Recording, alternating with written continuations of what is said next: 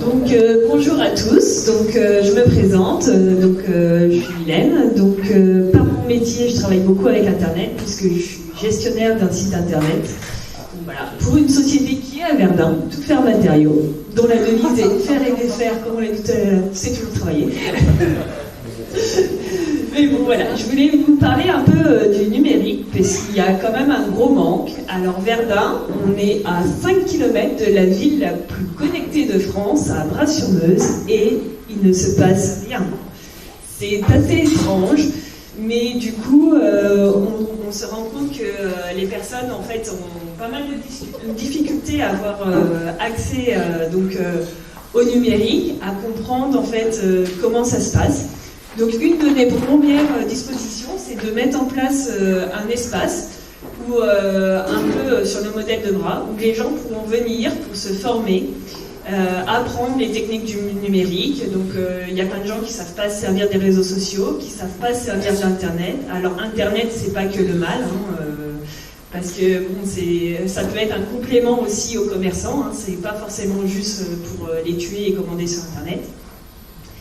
Et ce que je voulais dire, oui, c'est que du coup, il faut vraiment interpeller les gens, les former sur Internet, les réseaux sociaux, etc.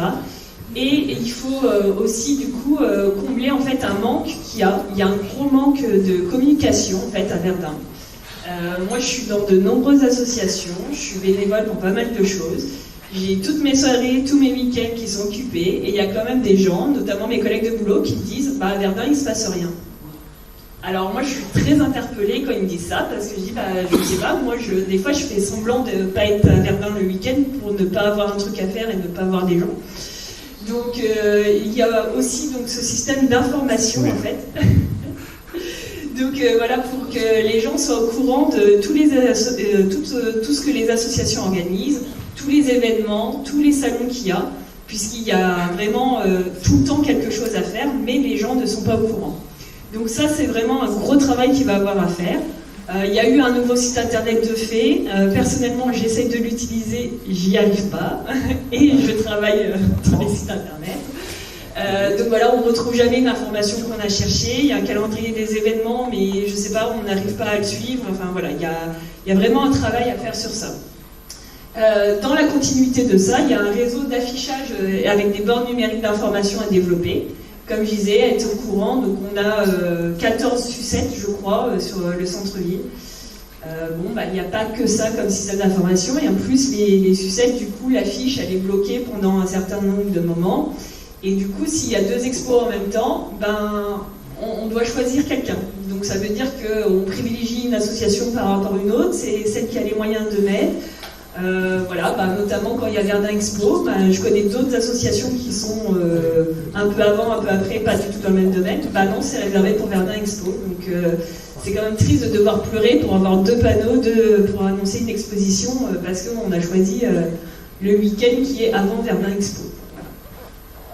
Ce qui manque aussi, c'est un espace de coworking.